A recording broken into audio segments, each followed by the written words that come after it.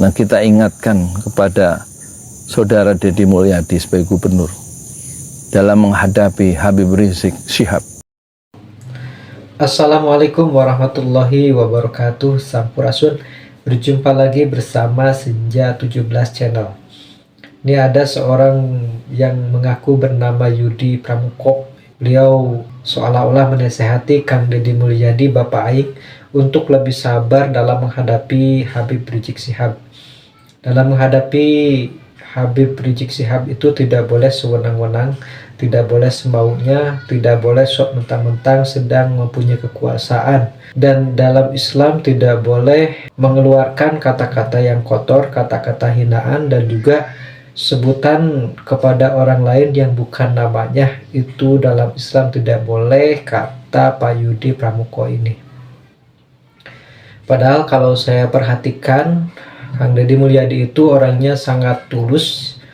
Kang Deddy Mulyadi ketika dicaci dan dimaki, dimusyrik-musyrikan oleh Habib Bahar dan juga Habib Rizik Syihab, itu beliau tidak pernah membalas caciannya, tidak pernah mengeluarkan kata-kata kotor sebagaimana Habib Bahar bin Smith dan juga Rizik Syihab mengeluarkan kata-kata kotor. Dan sering saya dengar kata-kata kotor yang tadi kata Pak Yudi tidak boleh, itu sering sekali dikeluarkan oleh Rizik Syihab dan oknum Habib yang lainnya. Bahkan hinaan kepada para ulama pun sering terjadi oleh oknum Habib yang menghina kepada ulama pribumi dengan bahasa-bahasa yang sangat kotor, itu sering sekali terjadi. Nah, sementara Bapak Yudi Pramuko ini menasehati Kang Deddy Mulyadi supaya tidak berkata-kata kotor, sewenang-wenang, memanggil dengan bukan namanya, sementara yang didukung oleh Bapak ini berkata-kata seperti itu. Saya kok agak heran ya mendengarnya begitu. Kemudian mengenai pesantren Habib Rizik Syihab di Megamendung, sebetulnya itu bukan masalah pesantren atau bukannya, bangunan villa atau bukannya, tetapi bangunan tersebut berdiri di atas lahan PTPN yang lahan tersebut itu diperuntukkan untuk hutan, untuk ruang terbuka hijau. Supaya apa? Supaya daerah di bawah puncak itu tidak terjadi lagi banjir, karena disinyalir banjir di daerah puncak dan sekitarnya itu diakibatkan karena banyaknya bangunan-bangunan yang ada di puncak. Jadi puncak Bogor itu sudah dialihfungsikan dari yang tadinya kebun, hutan, menjadi bangunan-bangunan seperti villa atau bahkan mungkin pesantren Habib Rizik itu sendiri. Jadi bukan masalah pesantrennya sebetulnya, tetapi masalah tanah tersebut itu adalah untuk ruang terbuka hijau. Itu kalau menurut pemahaman saya seperti itu. Berikut kita saksikan sama-sama video si Bapak ini ya. Nah, kita ingatkan kepada Saudara Deddy Mulyadi sebagai gubernur dalam menghadapi Habib Rizik Syihab, ya, yang punya pembawaan sebagai seorang orator yang bisa menggerakkan dan selalu bicara dalam rangka amar ma'ruf nahi mungkar. Sabar menghadapi Habib Rizik, ya, jangan menggunakan kekuasaan itu kumaha aing, terserah saya, seperti zaman Jokowi. Jangan ikut-ikut orang yang mengatakan ndasmu dakwah, ndasmu etik, atau jangan ikut orang yang bilang apa koruptor itu monyet dablek. Dalam Islam itu jangan bikin lakop, jangan membuat gelar-gelar buruk terhadap orang lain, ya. Karena apa? Punya kekuasaan itu ngomong semaunya, menggunakan kekuasaan semaunya. Dalam konteks apa?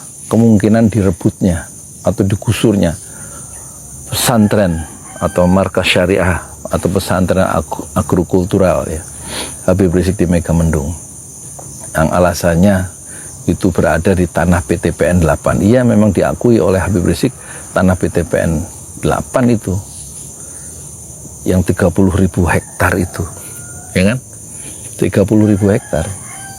Tapi kata Habib Rizik, kalau kita baca di Kompas itu di online, ini ucapan 2021, karena dulu juga mau direbut itu, disomasi ya sama PTPN 8, tapi nggak ketapa, saya nggak tahu kok nggak dilanjutkan, dilaporkan ke polisi kalau somasi itu nggak dijawab, kata PTPN tentu itu.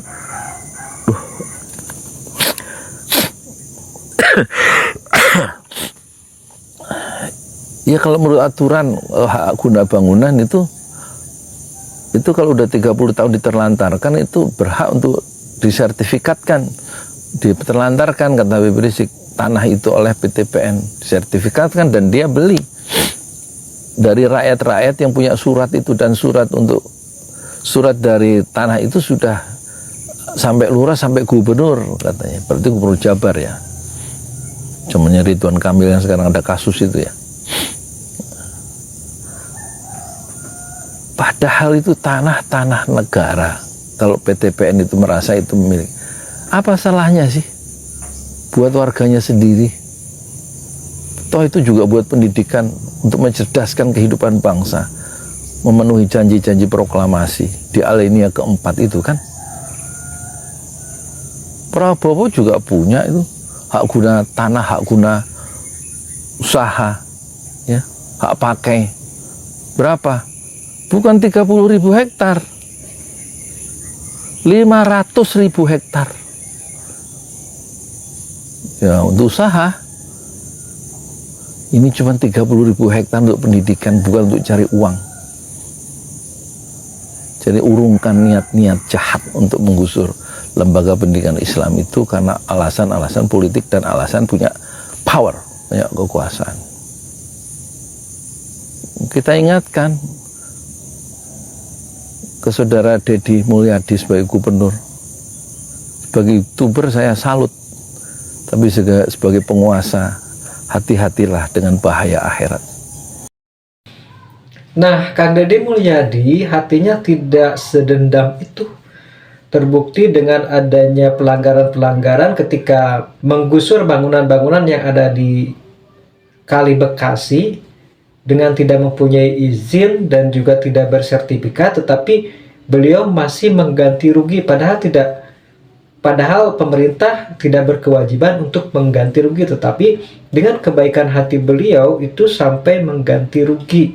Dan saya percaya bahwa Kang Deddy Mulyadi, Bapak Aing, itu hatinya sangat baik sekali, termasuk kepada pembencinya, yaitu Habib Rizik Syihab. Terima kasih. Bagaimana pendapat kawan-kawan semua? Silahkan tinggalkan di kolom komentar.